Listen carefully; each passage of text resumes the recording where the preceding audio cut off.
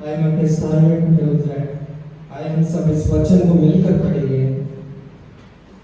भजन संहिता 96, Psalms 96।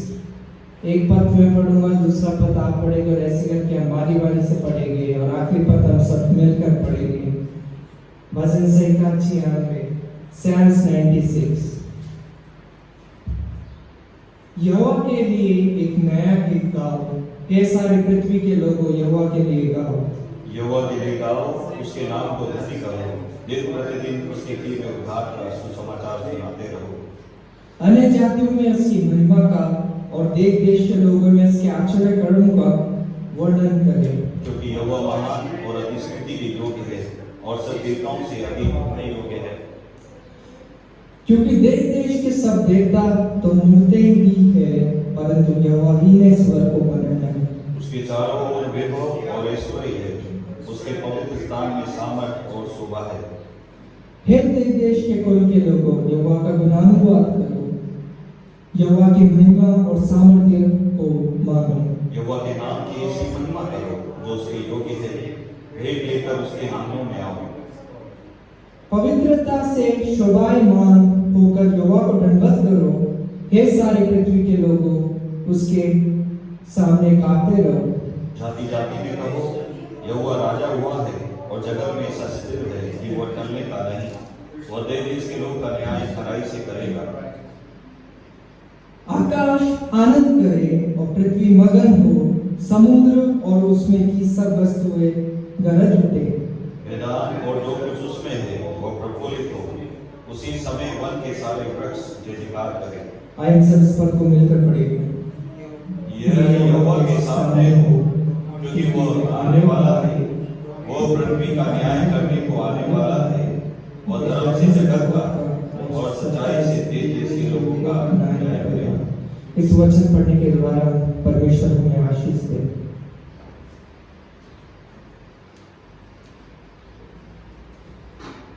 आज प्रभु का हम लोग धन्यवाद करते हैं कि प्रभु ने हमको एक और मौका दिया है ताकि आज हम प्रभु के चरणों पर आ सकें और प्रभु की स्तुति और प्रभु की आराधना कर सकें। और जैसे वचन में लिखा गया है पहली पद में, Psalms 96 उसकी पहली पद में, यहोवा के लिए एक नया गीत गाओ, ये सारी पृथ्वी के लोगों, यहोवा के लिए गाओ। और आज हम परमेश्वर का धन्यवाद करने के लिए, परमेश्वर के गीत और परमेश्वर की स्तुति करने के लिए यहाँ पर इकट्ठे हुए हैं। और दाऊद ने भी भजन में, यदि हम लोग शुरू से लेकर पढ़े तो भजन संहिता में उसने कितने भजन को उसने लिख दिया। सोलोमन के बारे में हम लोग देख सकते हैं कि सोलोमन ने कितने स्तुति के गीतों को लिख दिया। और आज परमेश्वर ने भी हमने से को ये मौका दिया है कि हम लोग उसके चरणों पर आ सके और दिन प्रतिदिन उसके किए हुए उद्धार का सुसमाचार भी सुनाते रहे। और हमको क्यों परमेश्वर के लिए नया गीत गाना है? हमको क्यों यहोवा के लिए सारी पृथ्वी के लोगों से, आज वचन में इस रीति से लिखा गया है कि सारी पृथ्वी के लोग यहोवा का गीत गाएं। क्यों हमको गाना है?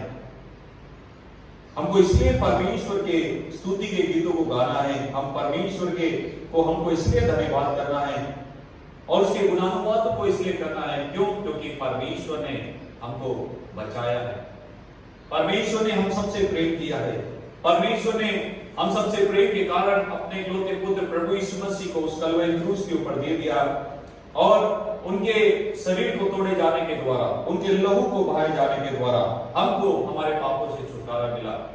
और जब ये बीच इसके चारों तरफ हम लोग इकट्ठे हुए हैं, हम परमेश्वर का धन्यवाद देने के लिए, हम प्रभु यीशु मसीह का हम लोग धन्यवाद देने के लिए, क्यों?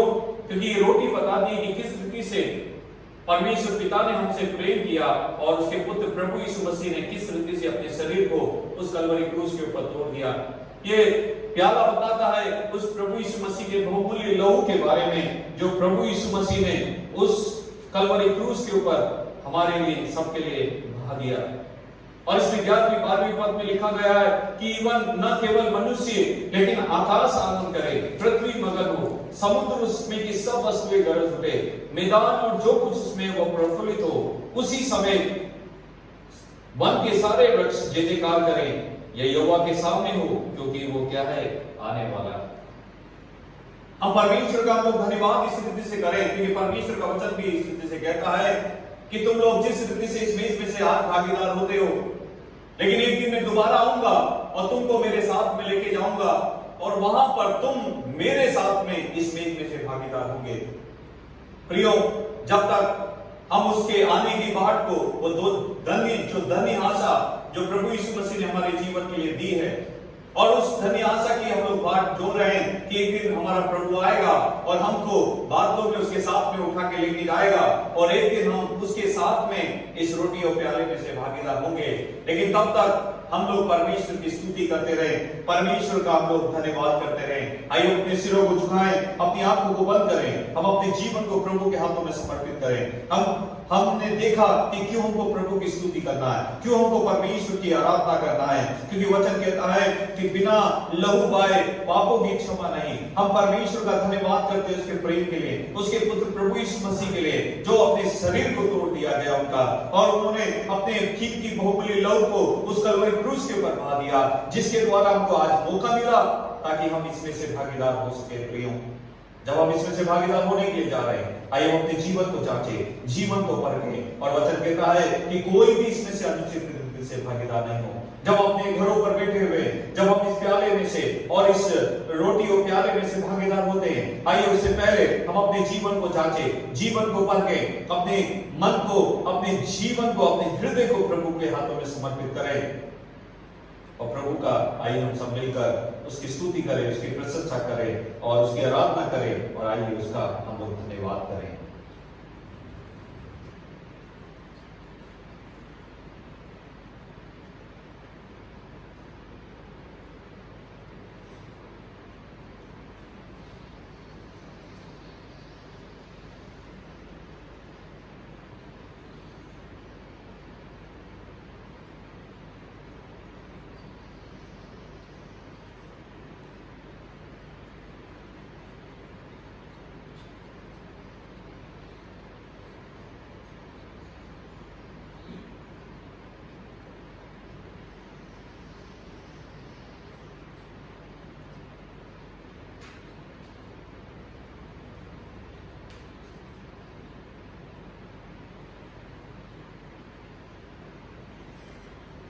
प्रियो, जब हम लोग अपने घरों पे हम इस रोटी को ले और हम परमेश्वर का हम लोग धन्यवाद करें। धन्यवाद देते हैं प्रभु जी इस सुंदर समय के लिए जो आपने हमारे जीवन में दिखाया है। हम धन्यवाद देते हैं इस सुंदर समय के लिए। इस आकाश के नीचे और धरती के ऊपर खाली आपका ही नाम है, और एक दिन हर एक जीवन निकाल करेगी, हर एक रूप में दिखेंगे कि यीशु ही प्रभु है। क्योंकि प्रभु आपने हम मानव जाति को बचाने के लिए, पिताजी आपने मानव जाति को बचाने के लिए हम सबसे इतना प्रेम किया कि अपने इकलौते पुत्र प्रभु यीशु मसीह को संसार में दे दिया। हम धन्यवाद देते हैं आपके पुत्र प्रभु यीशु मसीह के लिए प्रभु, कि जिन्होंने अपने शरीर को उस कलवरी क्रूस के ऊपर हमारे पापों के लिए तोड़ दिया गया। ये रोटी बताती है प्रभु, और जब हम इसको तोड़ते हैं और इसमें से भागीदार होते हैं, जिस रीति से आपने कहा है, हमारी मदद कर ताकि हम आप में और आप हम में बन जाओ प्रभु, ताकि हम आपकी इच्छा के अनुसार चलने वाले हो जाएं। हर एक आदर महिमा सब आपकी है। सब कुछ प्रभु यीशु मसीह के नाम से मांगते हैं, सुन और कबूल कर पिता, आमीन। उस रात को प्रभु यीशु मसीह ने रोटी लिया और तोड़कर अपने चेलों को दिया। प्रभु ने कहा कि मेरा शरीर है जो तुम्हारे पापों के लिए तोड़ दिया जाता है, और प्रभु ने कहा कि तुम इसमें से लो और खाओ जब तक मैं इस संसार में नहीं।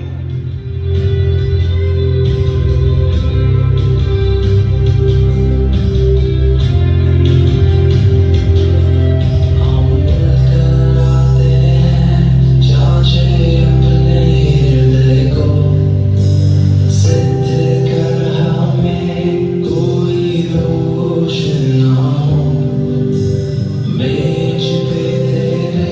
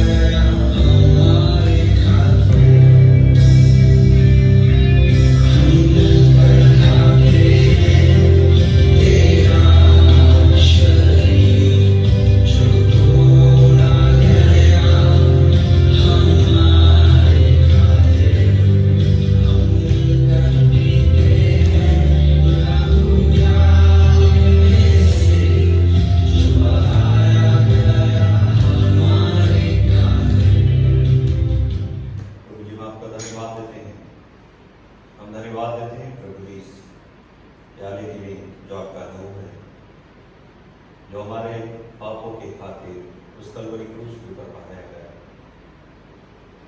हम धन्यवाद देते हैं प्रभु यीशु मसीह आपके लिए कि आपने कीमती और बहुमूल्य लहू को हमारे पापों के खातिर बहा दिया।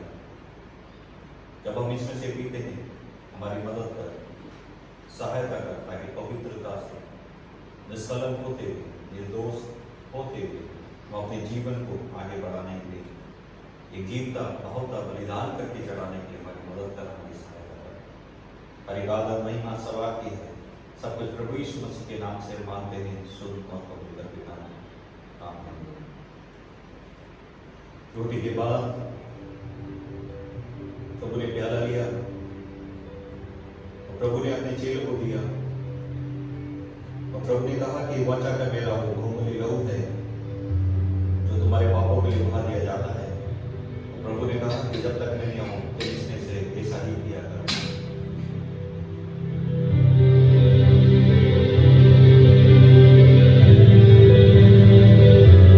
तू ही है वो जो मुझको छुड़ाता, तू ही है वो जो मुझको संभालता।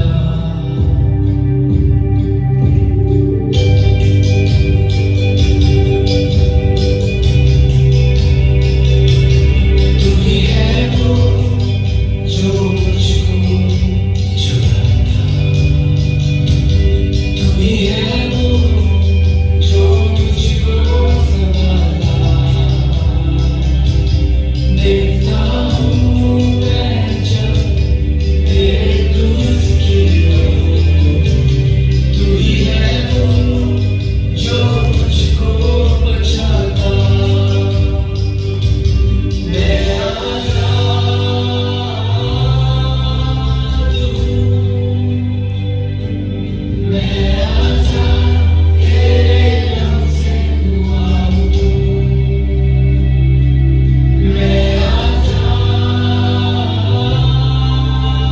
हूँ, मैं आज़ाद तेरे नाम से हुआ हूँ।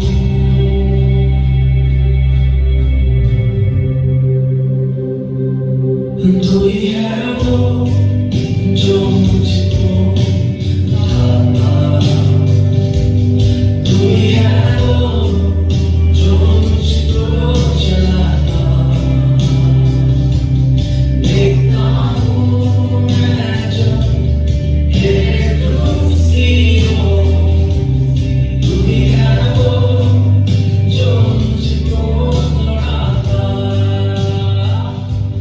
मैं आज़ाद।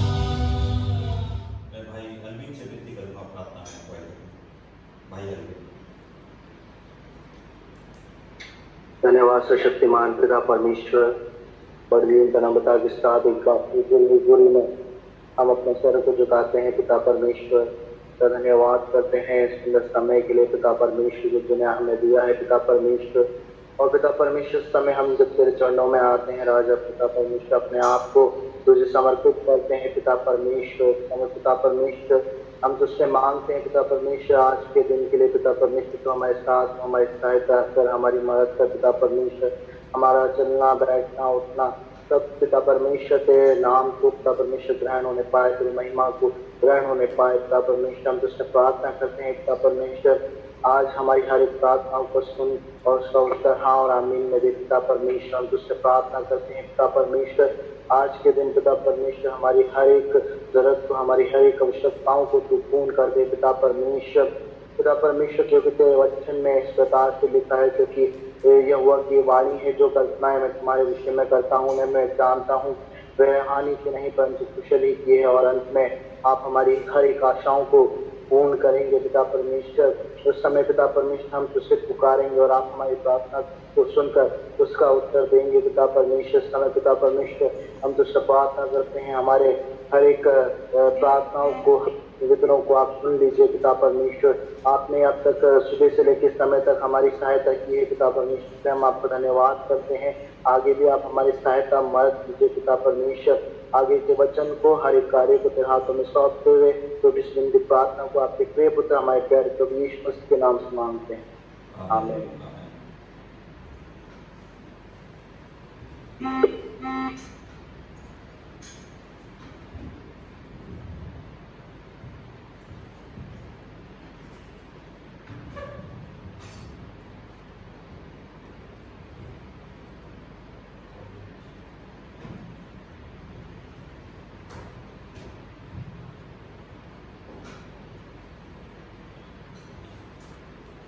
सभी को जय मसीह की।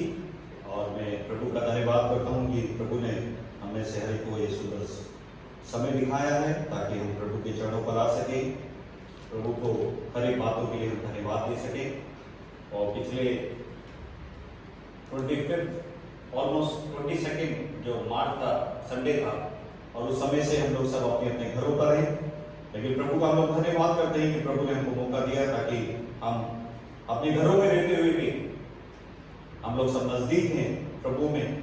इसलिए मैं प्रभु का धन्यवाद करता हूँ। और जिस दिन से ऑनलाइन के थ्रू हम लोग एक दूसरे से जुड़े हुए हैं, आज परमेश्वर की आराधना करें, परमेश्वर हम सबको आशीष दे, बरकत दे। और खासतौर से कंटिन्यू जिस रीति से हम लोग थर्सडे को मिल रहे हैं, और प्रभु के दास जो अलग अलग जगह से, भारत के अलग अलग कोने से मदद करते हैं ताकि प्रभु के वचन को सुनाने के लिए, तो मैं उन प्रभु के दासों का भी मैं धन्यवाद करता हूँ। और हम लोग इस रीति से थर्सडे की कॉटेज मीटिंग में रेगुलर हम लोग जुड़े, और 7:30 बजे से जो चालू होती है फास्टिंग प्रेयर, जो फ्राइडे को 7:30 बजे से, उसको भी हम लोग नहीं भूलें, हम लोग उपवास करके भी प्रार्थना करें।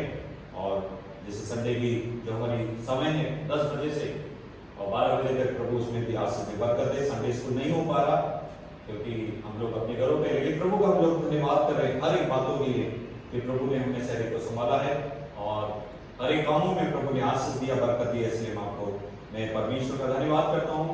और वचन में जाने से पहले मैं भाई जोसेफ से विनती करूंगा, प्रार्थना में अगुवाई करें, वचन के लिए भी प्रार्थना करें ताकि परमेश्वर का वचन आज हम सबसे बातचीत कर सके। भाई जोसेफ से विनती करूंगा, प्रार्थना में अगुवाई करें। आइए हम प्रार्थना करेंगे। Hallelujah, hallelujah. प्रभु जी धन्यवाद देते हैं आपके अनुग्रह के लिए, धन्यवाद देते हैं आपकी अच्छी कृपा के लिए, आपकी दया के लिए प्रभु जी, आपने हमारे जीवनों में दिए थे प्रभु जी, आपने हमारे सबको संभाल के रखा प्रभु जी, इसका हम आपको धन्यवाद देते हैं प्रभु। आपके अनुग्रह की दृष्टि हम सब पर बनी रही प्रभु जी।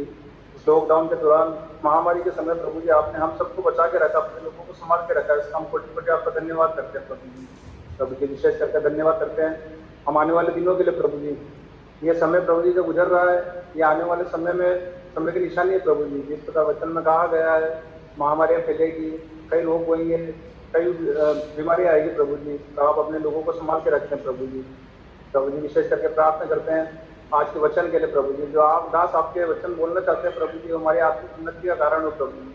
और आपके दास के लिए प्रार्थना करते हैं प्रभु जी, जिस प्रकार सच्चा लगे अपनी भेड़ों को प्रभु जी संभाल के रखता है प्रभु जी, इस प्रकार आपके दास ने हम सबको संभाल के रखा है प्रभु जी, और हमारे जीवनों के अंदर आत्मिक उन्नति का कारण बने हैं प्रभु जी। प्रभु जी आपके दास जो वचन बोलना चाहते हैं प्रभु जी, हमारी आत्मिक उन्नति का कारण हो, हमारे जीवनों के अंदर प्रभु जी हम उसको बोल सकें, उससे प्रभु जी हम आशीष पा सके प्रभु जी। आगे की सभा को आपके हाथों में सौंपते हैं, मांगते हैं आपके बेटे प्रभु यीशु मसीह के नाम से, आमीन। और जब हम परमेश्वर के वचन में से देख रहे हैं, इब्रानियों की पत्री हम लोग खोलें, इब्रानियों की पत्री उसकी 9वीं अध्याय, और जब हम लोग इब्रानियों की किताब उसकी 9वीं अध्याय को हम लोग खोल रहे हैं, तो एक समय की बात है कि सुबह का वक्त था, माँ बाप तैयार हुए, सुबह सुबह मम्मी और पापा उठे अलग अलग घरों पे, और उन्होंने अपने बच्चों को तैयार किया। और तैयार करने के बाद में कुछ माँ बाप तो स्कूल में गए अपने बच्चों को छोड़ने के लिए, और वह स्कूल में छोड़ के आ गए। कुछ माँ बाप ने बस का इंतजार किया, और जैसी बस आई अपने बच्चों को उन्होंने चढ़ा दिया बस में स्कूल के लिए, और वो खुशी खुशी उनको बाय करके, टाटा बाय करके बच्चे अपने स्कूल में चले गए।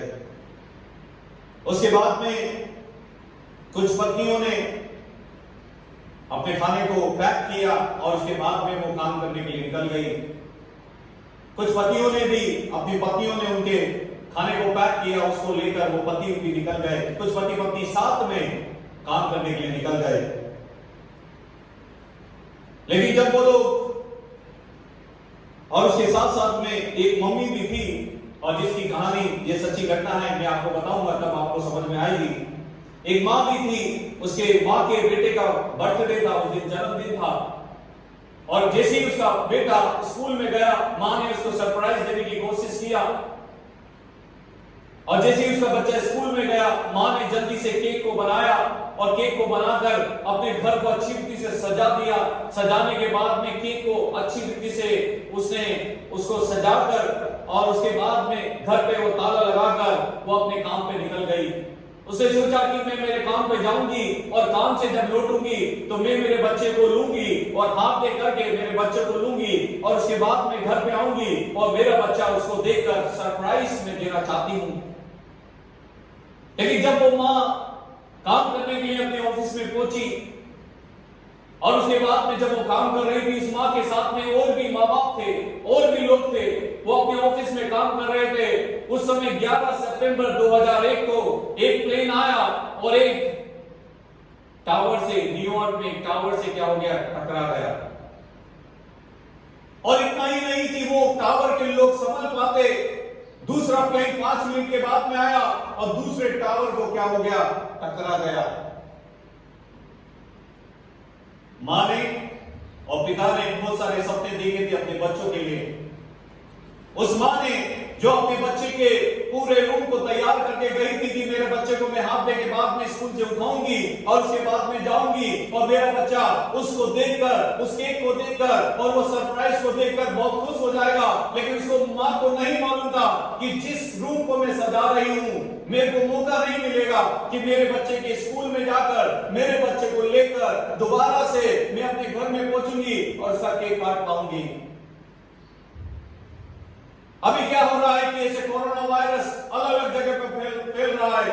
हमको नहीं मालूम कि कब किसको कोरोना हो जाए, लेकिन प्रभु का धन्यवाद हो कि इस कोरोना में भी परमेश्वर लोगों को बचा रहा है। हम परमेश्वर का धन्यवाद करें। हमारे भारत देश की जो ठीक होने की जो दर है ऑलमोस्ट 55% से ऊपर है, लेकिन बहुत सारे लोगों ने अपने प्रियजनों को इस कोरोना वायरस में ऑलमोस्ट 4.5 लाख या 3.5 लाख लोग इस संसार को छोड़ करके चले गए पूरे संसार में इस कोरोना के कारण, अलग अलग दुर्घटनाओं में, अलग अलग परेशानियों में। लेकिन ये कोई दुर्घटनावश नहीं है प्रियो। लेकिन बाइबल में यदि हम लोग इब्रानियों की पत्री उसकी 9वीं अध्याय उसका 27 और 28वीं पद कोई भी पढ़ सकता है। Hebrews chapter 9 verses 27 and 28।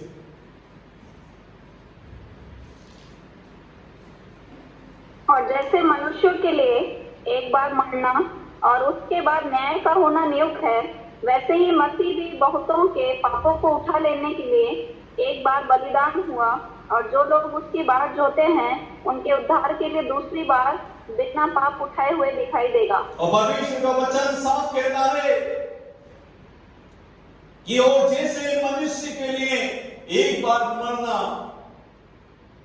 हमारे लिए, सबके लिए ये तय है कि हम में से हर एक को इस संसार को छोड़ के जाना है। हमको नहीं मालूम कि हमारी मौत हमारे सामने किस स्थिति में खड़ी हो। हमको नहीं मालूम वो बीमारी के रूप में खड़ी हो, वो दुर्घटना के रूप में खड़ी हो, कोई दूसरे एक्सीडेंट के रूप में खड़ी हो, कोई भूकंप के रूप में खड़ी हो, या हम लोग सोते सोते ही हम लोग इस संसार को चले जाएं। लेकिन ये सत्य बात है कि हमको इस संसार को छोड़ के जाना है। और हम लोग 3 बातों के बारे में देखेंगे इस परमेश्वर के वचन को जो हम लोगों ने पढ़ा। और इसमें पहली बात, डेथ इज अ सर्टेनिटी, और मृत्यु हमारे जीवन में आना निश्चित है, उसमें कोई भी दो संदेह नहीं है। और यदि हम लोग सपोपदेशक उसकी 7वीं अध्याय उसकी 2री पद को भी हम लोग पढ़े, सपोपदेशक उसकी 7 उसकी 2री पद, सपोपदेशक 7 उसका 2।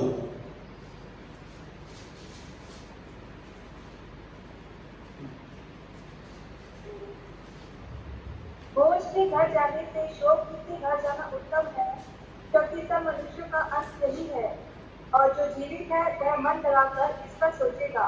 परमेश्वर का वचन कहता है क्योंकि सब मनुष्य का अंत क्या है, यही है, और इसमें दो राय की बात नहीं है कि हम लोग कितना भी अपने आप को संभाल लें, हम कितने अपने आप को तंदुरुस्त रखें, हम अपने आप को कितना भी एक्सरसाइज कर लें, क्योंकि हमको करना जरूरी है।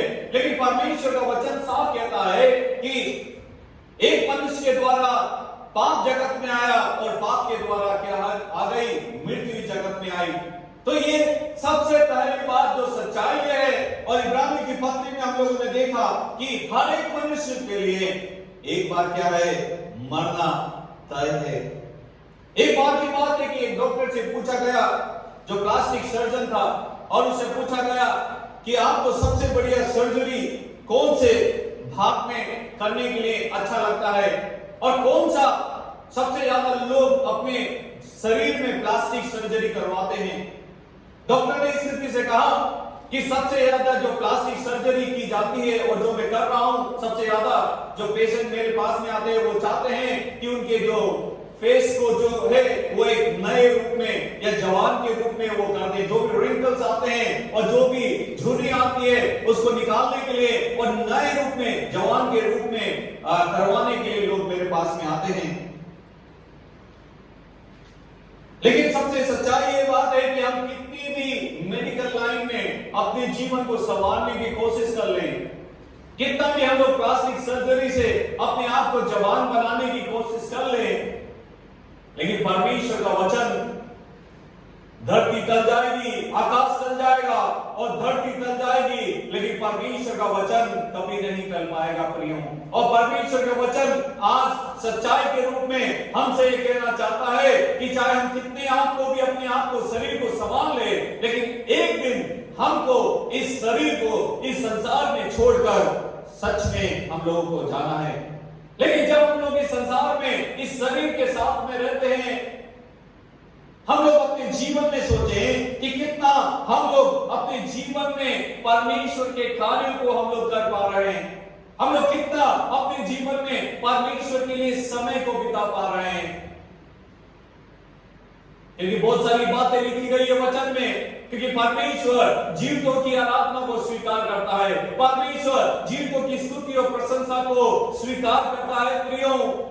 और जब तक हमारे अंदर जीवन है जो परमेश्वर के द्वारा दिया गया दान है, जैसे अय्यूब कहता है कि मैं परमेश्वर का धन्यवाद करता हूं, क्यों? क्योंकि उसकी श्वास मेरे नथनों में अभी भी कायम है।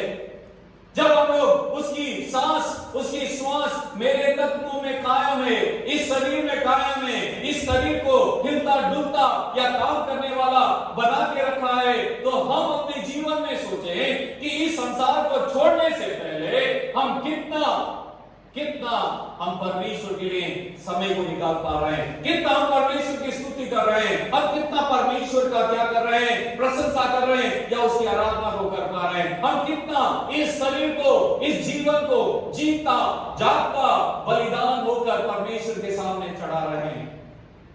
पहली बात हम लोगों ने देखा, निश्चित है कि एक दिन हमको मरना, एक बार हमको मरने की आवश्यकता है। लेकिन दूसरी बात भी हम लोग देखें, उसमें परमेश्वर के वचन में लिखा गया है और उसके बाद न्याय का होना नियुक्त है। ये सच बात है। मैंने पहले भी कहा कि आकाश टल जाएगा, धरती टल जाएगी, लेकिन परमेश्वर का वचन कभी भी नहीं टलेगा। ये निश्चित है कि हमको एक बार मरना है। और दूसरी बात हम लोग देखें कि final judgement is a reality, कि हमारा एक दिन आखिर में जो न्याय होगा वो भी सत्यता की बात है। कभी कभी क्या होता है, जैसे हम लोग स्कूल चलाते हैं, और लेकिन माँ बाप के बारे में मैं बताता हूं कि जब कभी भी प्रिंसिपल का फोन आता है, प्रिंसिपल का फोन उनके घर पे पेरेंट्स के पास में आता है और बोलते हैं कि आपके बच्चे ने इस रीति के गलत काम को किया या आपके बच्चों ने ये किया, तो दौड़ के माँ बाप को कहते हैं कि आपको अभी हाल 1 घंटे के अंदर स्कूल में आना है। वो चाहे कोई सा भी काम कर रहे हो, कितना भी बिजी हो, कितनी भी दूर हो, वो कोशिश करते हैं कि अपने स्कूल में पहुंच जाए, बच्चे के स्कूल में पहुंच जाए। और प्रिंसिपल से जब वो मिलते हैं, प्रिंसिपल उनके बच्चे की पूरी हिस्ट्री को उनकी क्लास टीचर को बुलाकर जब देना चालू करते हैं, धीरे धीरे माँ बाप अपने सिरों को नीचे झुकाते हैं और सॉरी बोलकर अपने घर से जैसे आओ स्कूल से जैसे निकलते हैं अपने घर पर पहुंच जाते हैं और जैसे उसका बच्चा आता है उस बच्चे का सोच लो उस दिन न्याय का होना बहुत आवश्यक हो जाता है। पिताजी वहां पर बैठे रहते हैं और मां अपने वहां पर बैठी रहती है दोनों मिलकर और हाथ में डंडी लेकर जब बेटा जैसे आता है वो डरता कांपता आता है कि आज प्रिंसिपल से मेरी पूरी शिकायत मेरे माता पिता को मिल गई है और अब मेरा आज तो न्याय होना बहुत जरूरी है। डरता कांपता घबराता जब वो अपने घर पे पहुंचता है उसका पिताजी उसको लेता है और न्याय करना चालू कर देता है। दूसरा कुरिन्थियों उसकी 5वीं अध्याय उसकी 10वीं पद क्या कहती है? 2 Corinthians chapter 5 verses 10। दूसरा कुरिन्थियों 5 उसका 10। क्योंकि अवश्य है कि हम सबका हाल मसीह के न्याय आसन के सामने खुल जाए कि हर एक व्यक्ति अपने अपने भले बुरे कामों का बदला जो उसने देह के द्वारा किए हो पाए। और इसमें लिखा गया है क्योंकि अवश्य है कि हम सबका हाल मसीह के न्याय आसन के सामने खुल जाए कि हर एक व्यक्ति अपने अपने भले बुरे कामों का बदला जो उसने देह के द्वारा किए हो पाए। और हमको इस बात को समझने की जरूरत है कि ये जो बात लिखी गई है वो किसके बारे में लिखी गई है? एक मसीह के बारे में विश्वासी के बारे में लिखी गई है जो यहाँ पर पौलुस अपनी पत्रियों में लिख रहा है। मैं उनके बारे में नहीं कह रहा जो प्रभु को नहीं जानते, लेकिन जो प्रभु को जानते हैं उनके बारे में ये लिखा गया है जो कि अवश्य है कि हम सबका हाल मसीह के न्याय आसन के सामने खुल जाए और हर एक व्यक्ति अपने अपने भले बुरे कामों का बदला जो उसने देह के द्वारा किए हो पाए। और पहला कुरिन्थियों उसकी 30वीं अध्याय की 13वीं पद भी क्या कहती है? पहला कुरिन्थियों उसका 3 का 13।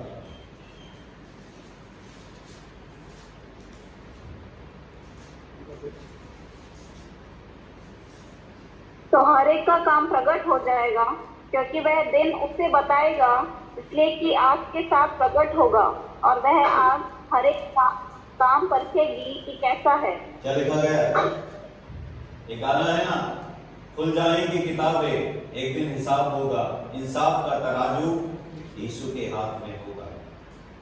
ये आज विश्वासियों से ये बात तो कह रहा है। मैं आप विश्वासियों के बारे में दूसरी आयतों को बताऊंगा, लेकिन उस विश्वासी के बारे में लिखा गया है कि हर एक का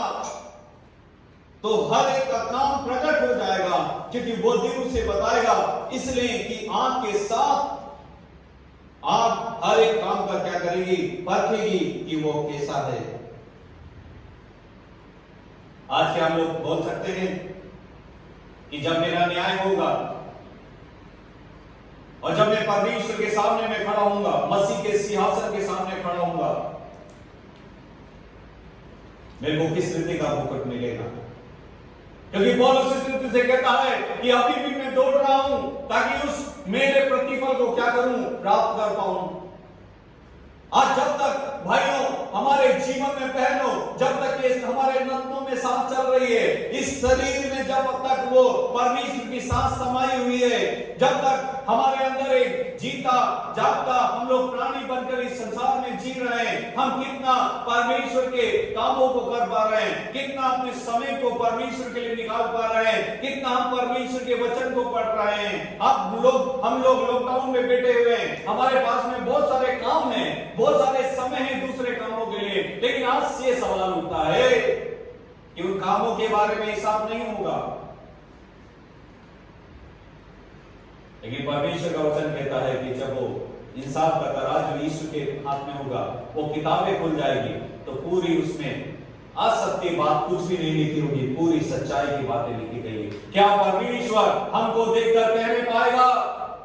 क्या परमेश्वर हमारे लिए वो मुकुट को तैयार करके उसने रखा हुआ है क्या कि ये कहते हुए कि हे मेरे विश्वासियों के दास, मेरे राज्य में प्रवेश कर। क्या परमेश्वर हम जब न्याय के सिंहासन के सामने खड़े होंगे, क्योंकि ये सत्य बात है। पहली बात हम लोगों ने देखा कि हमारे अंदर मृत्यु आना निश्चित है। दूसरी बात हम लोगों ने देखा कि हमारा न्याय होना बहुत जरूरी है, न्याय होना भी आवश्यक है। और जब हमारा न्याय होगा, क्या हम लोग आज कह सकते हैं कि मेरा पिता मुझको देखकर खुश हो जाएगा या प्रसन्न हो जाएगा?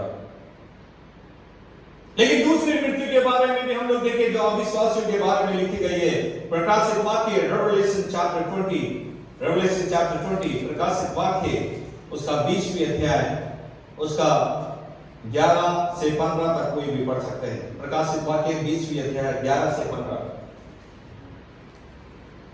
फिर मैंने एक बड़ा श्वेत सिंहासन और उसको जो उस पर बैठा हुआ है देखा।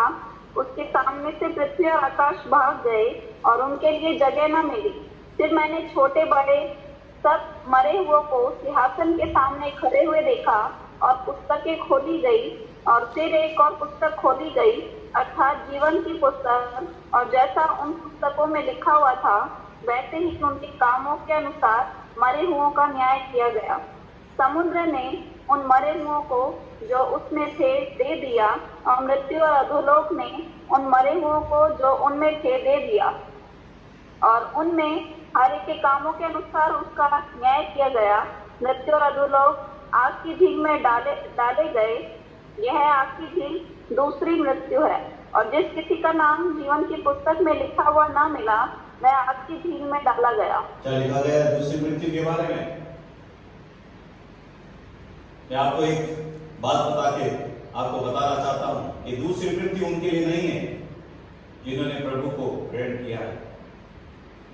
आज जो इस नथनों में परमेश्वर के दान दिए हुए विश्वास को लेकर इस मिट्टी के शरीर में अपने जीवन को जब यापित कर रहे हैं, लेकिन परमेश्वर को इस समय में जीता जागता करके बलिदान होकर चढ़ा रहे हैं, जो अपने जीवन में परमेश्वर को नित्य प्रतिदिन अपने जीवन के द्वारा, अपने मनों के द्वारा, अपने हृदय के द्वारा प्रसन्न को कर रहे हैं, उनके लिए मैं कहना चाहता हूं, परमेश्वर का वचन कहता है कि दूसरी मृत्यु नहीं है प्रियों।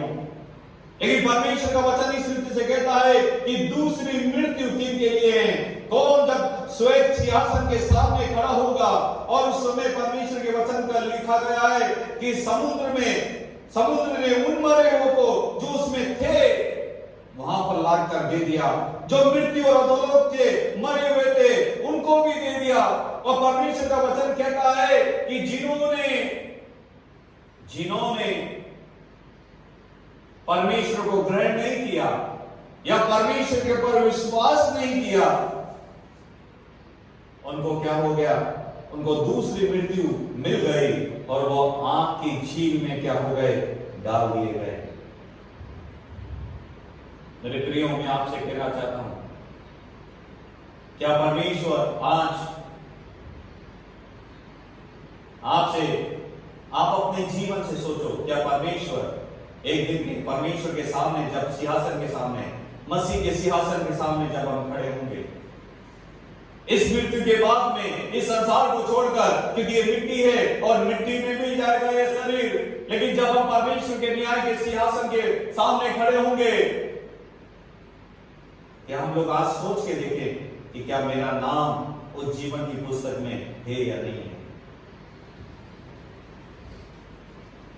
हम सबके पास में समय है, हम सबके पास में अभी भी मौका है, हम सबके पास में एक कीमती समय दिया गया है। हर दिन, हर क्षण, हर मिनट, हर सेकंड, हर मिली सेकंड हमको दिया गया है प्रियो। हम में से किसी को भी नहीं मालूम कि वो मृत्यु कब मेरे जीवन में आके खड़ी हो जाएगी। लेकिन आज परमेश्वर का वचन आपसे मुझसे कहना चाहता है कि वो मृत्यु चाहे कभी भी आ जाए, लेकिन मैं डरूंगा नहीं, घबराऊंगा नहीं, क्योंकि मैं न्याय के सिंहासन के सामने जब खड़ा होऊंगा, परमेश्वर मुझको देखकर कहेगा कि हे मेरे विश्वासियों के दास, मेरे राज में प्रवेश कर। क्या उस काम को करने के लिए हम अपने जीवन में कुछ काम को कर पा रहे हैं क्या? मत्ती की किताब उसकी 25वीं अध्याय उसका 41वां पद क्या कहता है? Matthew chapter 25 versus 41। मत्ती उसका 25 उसका 41।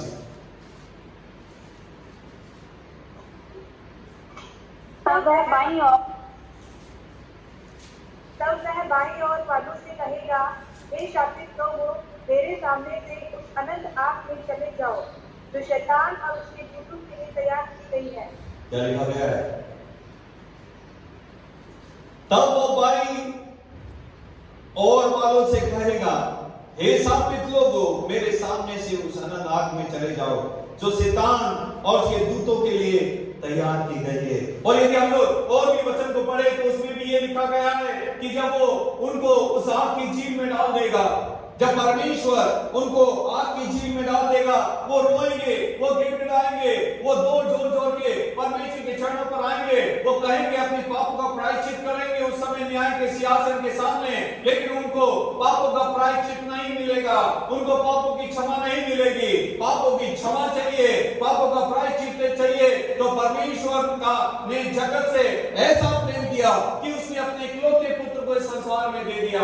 इस संसार में इसलिए दिया क्योंकि यदि हमको पापों का प्रायश्चित करना है, यदि हमको प्रभु यीशु मसीह के ऊपर विश्वास करना है, इस मृत्यु के बाद में नहीं हमको मौका नहीं मिलेगा। हमको मालूम है उस अब्राहम के उसके लाजर के बारे में, अमीर आदमी के बारे में। और लाजर जब मरा तो वो अब्राहम की गोद में जाकर बैठ गया। अमीर आदमी भी मरा, वो नरक में चला गया। अमीर आदमी उस समय नरक में से, जलती हुई झील में से गिड़गिड़ाता है, रोता है, वो अपने पापों का प्रायश्चित करता है, लेकिन उसको उसके पापों का प्रायश्चित वहां पर नहीं मिलता। आज परमेश्वर आपसे और मुझको भी ये मौका दे रहा है बार बार में कि हम लोग क्या करें, अपने पापों का प्रायश्चित करें, हम प्रभु यीशु मसीह के ऊपर विश्वास करें, अपने पापों का प्रायश्चित करें। पहला यूहन्ना उसकी पहली अध्याय उसकी 9वीं पद में लिखा गया है कि जो अपने पापों को मान लेगा वो विश्वास योग्य होगा, धर्मी होगा उनके पापों को क्षमा करने के लिए। क्या हम लोग अपने पापों को, गुनाहों को मानने के लिए तैयार है? क्या हम लोग अपने आप को उस न्याय के सिंहासन के सामने खड़े होने के लिए तैयार है? क्या हम अपने पिता का सामना करने के लिए तैयार है? क्या जब वो स्कूल से बच्चा निकलता है वो अपने माँ बाप का सामना करने से डरता है? क्यों? क्योंकि वो गलत काम को उसने अपने जीवन में कर लिया है। लेकिन जो बच्चा अपने जीवन में 100 में से 100 मार्क्स लेकर आता है, उसके माँ बाप इंतजार करते हैं, वो खुशी से रिपोर्ट कार्ड लेता है, दौड़कर अपने घर पे पहुंचने की बहुत सारी कोशिश करता है और जितनी जल्दी हो सके घर पर पहुंचता है और सीधा अपने माँ बाप को वो रिपोर्ट कार्ड दिखाता है। क्यों? क्योंकि उसको मालूम है कि उसकी रिपोर्ट कार्ड देखकर उसके माँ बाप खुश हो जाएंगे, उसको शाबाशी देंगे, उसके माँ बाप उससे प्रसन्न हो जाएंगे। आज उस 100% लाने के लिए उस बच्चे को क्या करना पड़ता था मालूम है? 100% अपने स्कूल में मार्क्स को लाने के लिए, अच्छे नंबर अपने क्लास में टॉप करने के लिए उस बच्चे को अपने जीवन में गंदी चीजों को, बाकी कुछ चीजों को छोड़कर जो पढ़ाई दी गई है उसमें वो कंसंट्रेट उसने किया, उसने उसमें मन लगाया, उसने समय निकाला पढ़ाई के लिए, इसलिए उसको वो अच्छे में से वो अपनी क्लास में फर्स्ट रैंक को लेकर आ गया। उसी रीति से क्या हम अपने जीवन में समय निकालने के लिए तैयार है? क्या मैंने पहले भी कहा, मेरे फादर इन हर समय कहते हैं कि जो परमेश्वर के लिए इस संसार में समय नहीं देगा, एक दिन परमेश्वर भी उनके लिए अपने राज्य में उनको भी समय नहीं देगा। आज हमारे पास में मौका है ताकि हम लोग क्या करें, अपने पापों का प्रायश्चित करें। हम इस मृत्यु के बाद में हमको प्रायश्चित करने का मौका नहीं मिलेगा। हम रोएंगे, हम चीखेंगे, हम अपने पापों का प्रायश्चित करने की कोशिश करेंगे उस धनवान व्यक्ति के तरह में, लेकिन हमको मौका नहीं मिलेगा। लेकिन मौका है अभी, यदि हम लोग न्याय के सिंहासन के सामने खड़े होकर अपने आप को तैयार करने की यदि हम लोग कोशिश, न्याय के सिंहासन के सामने यदि हम खड़ा होना चाहते हैं, हम चाहते हैं कि हमारा पिता हमको देखकर प्रसन्न हो जाए, तो हम लोग परमेश्वर के लिए काम करना चालू करें और परमेश्वर के लिए समय को निकालना चालू करें। मैंने आपको बताया कि मृत्यु निश्चित है। दूसरा मैंने आपको बताया न्याय के सिंहासन के सामने खड़ा होना भी निश्चित है। लेकिन तीसरी बात मैं आपको बताना चाहता हूं कि God's eternal salvation is possibility. परमेश्वर का जो अनंत काल का जो उद्धार है वो भी आपके लिए संभव है। इब्रानियों की किताब दोबारा हम लोग देखें 9वीं अध्याय उसकी 28वीं पद क्या कहती है? इब्रानियों 9:28। वैसे ही मसीह भी बहुतों के पापों को उठा लेने के लिए एक बार बलिदान हुआ, और जो लोग उसकी बाट जोहते हैं उनके उद्धार के लिए दूसरी बार बिना पाप उठाए हुए दिखाई देगा। क्या लिखा गया है? वैसे ही मसीह भी बहुतों के पापों को उठा लेने के लिए एक बार बलिदान हुआ। मैं जब इसको पढ़ रहा था तो उसमें लिखा गया है बहुतों के पापों को उठाने के लिए, सबके पापों को उठाने के लिए नहीं लिखा हुआ उसमें। और जब इससे मैं मनन कर रहा था तो मेरी आंख बहुतों के पापों के ऊपर टिक गई। उसका कारण क्या है कि परमेश्वर ने जगत से ऐसा प्रेम किया, उसने अपने इकलौते पुत्र को दे दिया। लेकिन परमेश्वर का वचन यहां पर कहता है कि वैसे ही मसीह भी बहुतों के पापों को उठा लेने के लिए। बहुत लोग कौन है? जो लोग परमेश्वर के ऊपर विश्वास करेगा वो नाश नहीं होगा परंतु अनंत काल का जीवन पाएगा। बहुत लोग कौन है? जो अपने पापों को इस ये मिट्टी के शरीर में रहते हुए अपने पापों को मान लेगा। रोमियो उसकी 10वीं अध्याय उसकी 9वीं पद क्या कहती है? रोमियो 10 उसकी 9वीं पद, रोमन चैप्टर 10 वर्सेस 9। कोई भी पढ़े जल्दी से, 10 का नाम।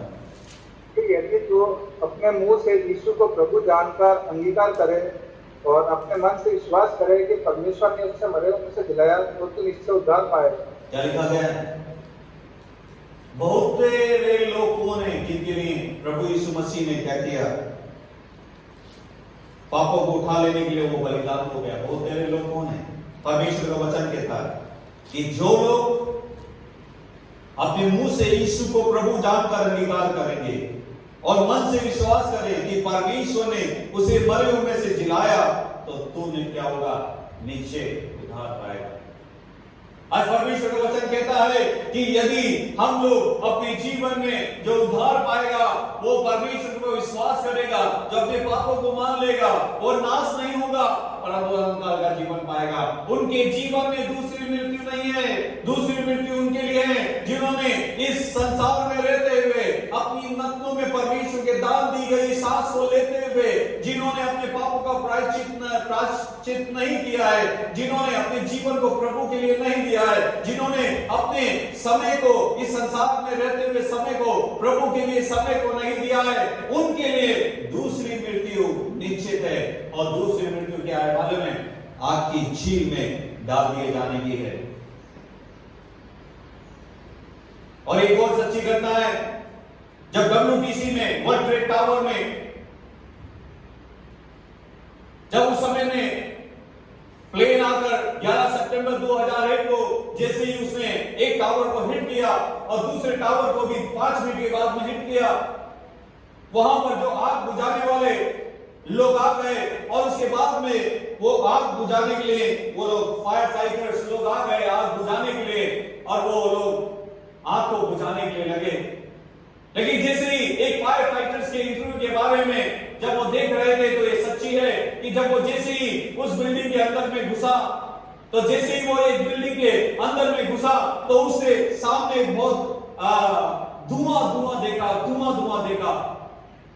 और धुआं होने के कारण वो फायर फाइटर सही से वो देख नहीं पाया कि कौन सामने है या कौन नहीं है। इसलिए उसने अपने टॉर्च से क्या किया? एक रोशनी को उसने चालू किया, टॉर्च को चालू किया और वो जोर की चिल्लाया कि जो कोई भी अंदर है यदि वो इस लाइट को देख रहा है तो इस लाइट के पीछे पीछे आ जाए, क्योंकि मैं तुमको सुरक्षित जगह पर ले जाने के लिए यहाँ पर खड़ा हूं। उसने जोर की चिल्लाया दोबारा से कि अंधेरा होने के कारण, धुआं होने के कारण मैं तुमको देख नहीं रहा, लेकिन जो कोई भी इस टॉर्च की रोशनी को देख रहा है, इस रोशनी को देख रहा है, इस रोशनी का पीछा करते करते तुम मेरे पीछे पीछे आ जाओ और मैं तुमको क्या करूंगा? बचा लूंगा। आपको मालूम है उस आवाज के कारण उस रोशनी को जब टॉर्च को उसने मारा कितने लोग बच गए मालूम है?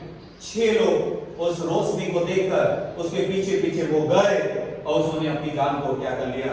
बचा लिया। आज परमेश्वर का भी हमसे कहता है और प्रभु यीशु मसीह भी हमसे कह रहे हैं कि Jesus is the light of the world. आज इस अंधकार भरे हुए संसार में, आज इस पाप भरे हुए संसार में जब हम अपने जीवन को जी रहे हैं प्रियो, आज प्रभु यीशु मसीह भी कह रहा है कि मैं इस अंधकार भरे हुए उसमें मेरी ज्योति को मैं चमका रहा हूं। जो कोई भी उस ज्योति के पीछे चलेगा वो नाश नहीं होगा परंतु अनंत का जीवन पाएगा। क्योंकि प्रभु परमेश्वर का वचन जेम्स 4:14 में लिखा गया कि our life is like a vapor that appears for a little time then vanishes away। हमारा जीवन एक भाप के समान है जो कुछ समय के लिए उठता है और उसके बाद में खत्म हो जाता है।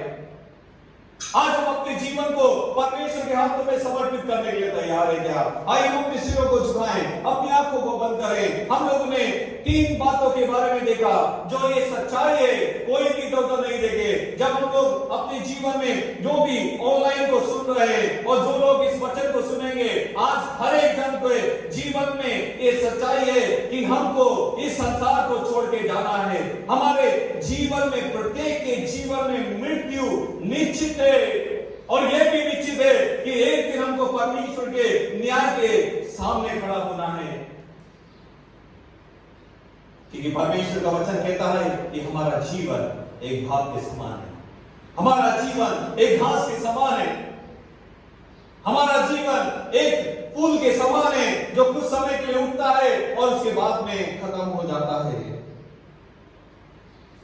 लेकिन इस जीवन को जीते हुए क्या हम लोग कहने के लिए तैयार है कि प्रभु ने मुझको जो सांस दिया, मेरे रत्नों में जो सांस को दिया, उसके द्वारा मैंने परमेश्वर की महिमा को किया। हम लोग कोई भी तो नहीं देखे, अपनी आंखों को बंद करें। हम लोग कभी कभी अपने जीवन में सोचते हैं कि परमेश्वर ने मुझको छोड़ दिया है,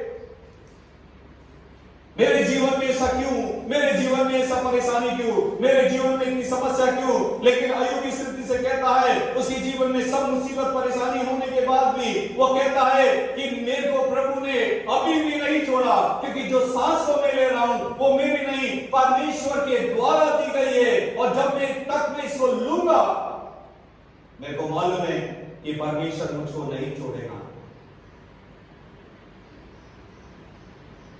प्रियो, मैंने पहले भी कहा कि परमेश्वर जीवितों की आराधना को स्वीकार करता है और जो मेरी आवाज को सुन रहे हैं उनके अंदर जीवन है और वो परमेश्वर के द्वारा दिया गया है।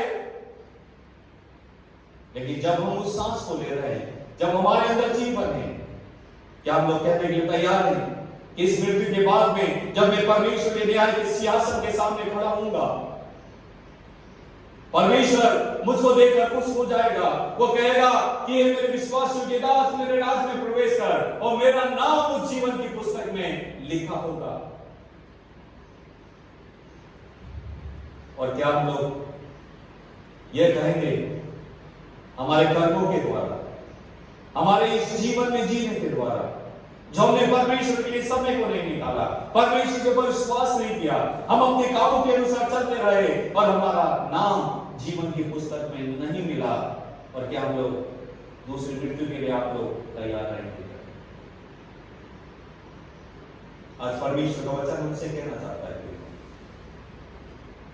पहला यूहन्ना पहले अध्याय के 9वीं पद में, जो अपने पापों को मान ले वो विश्वास योग्य होगा उनके पापों को क्षमा करने के लिए।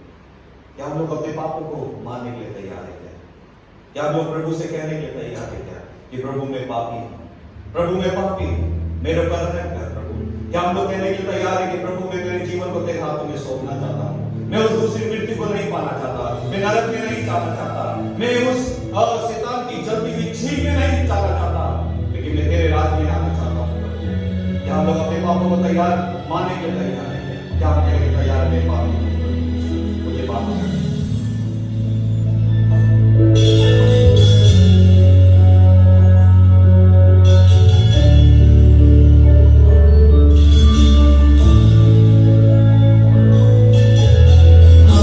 पापी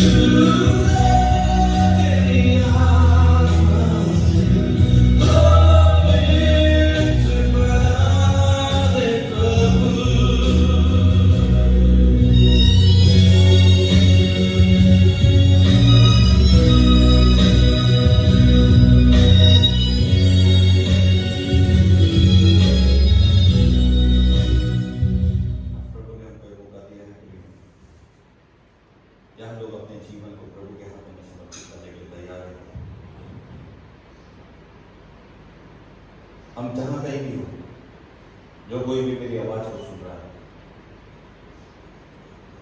या हम अपने जीवन को प्रभु के हाथों में समर्पित करने के लिए तैयार हैं और कहने के लिए तैयार हैं, प्रभु मैं पापी हूं, तेरे लहू की सामर्थ से मुझको बचा ले। और वचन में हम लोगों ने इब्रानियों की किताब में पढ़ा, पत्री में पढ़ा कि बहुतेरों के पापों के लिए क्या हम लोग कहने के लिए तैयार है कि प्रभु मेरे पापों के लिए तूने उस कलवरी क्रूस के पर अपने शरीर को तोड़ दिया, अपने लहू को बहाया। क्या हम लोग अपने पापों को मानने के लिए तैयार हैं? क्या हम लोग पहले मृत्यु आने के बाद में उस न्याय के सिंहासन में परमेश्वर का सामना करने के लिए तैयार है? यदि हम लोग तैयार नहीं हैं तो क्या हम अपने जीवन को प्रभु के हाथों में समर्पित करेंगे और कहेंगे प्रभु मैं पापी हूं, मुझ पापी पर रहम कर, मुझ पापी पर दया कर, मेरी मदद कर, ताकि मैं दूरता हुआ चला गया इस संसार के कामों को करने के लिए, लेकिन तेरे लिए मैंने समय को नहीं निकाला। लेकिन प्रभु मैं आज से मैं वादा करता हूं कि मेरा हर क्षण हर समय प्रभु तेरे लिए ही होगा, और मैं पौलुस की तरह प्रभु जी दौड़ूंगा और उस प्रतिफल को ध्यान में रखते हुए जो आपने मेरे लिए तैयार करके रखा, ताकि मैं उसको पाऊं और मैं तेरे राज्य में प्रवेश करने पाऊं। प्रभु जी हम आपका धन्यवाद देते हैं सुंदर समय के लिए जो आपने हमारे जीवन में दिखाया। धन्यवाद देते हैं आपके हर अनुग्रह के लिए, आपकी दया के लिए और आपकी करुणा के लिए। पिताजी आपने हमें शहर को संभाला है, हमें शहर के ऊपर आपने दया और करुणा को दिखाया है, हमें से हर एक से आपने प्रेम किया है। हम धन्यवाद देते हैं आपके इकलौते पुत्र प्रभु यीशु मसीह को हमारे पापों के लिए उस कलवरी क्रूस के ऊपर तोड़ दिया लहू और उनके लहू को बहाया, ताकि हमारे पापों की क्षमा हमको दी गई। हमारी मदद कर ताकि प्रभु जी हम उस तने के साथ में जुड़े रहे और आने वाले दिनों में हम आपके लिए फल को लाने वाले हो जाए। तुम्हारी मदद करना विस्तार कर, हर इबादत महिमा सब आपकी है। सब कुछ प्रभु यीशु मसीह के नाम से मांगते हैं, सुन और कबूल करके प्रार्थना। आमीन। परमेश्वर पिता का प्रेम, पुत्र का अनुग्रह और पवित्र आत्मा की सहभागिता हम सब के साथ अब से लेकर सदा तक होती रहे। आमीन। जय मसीह।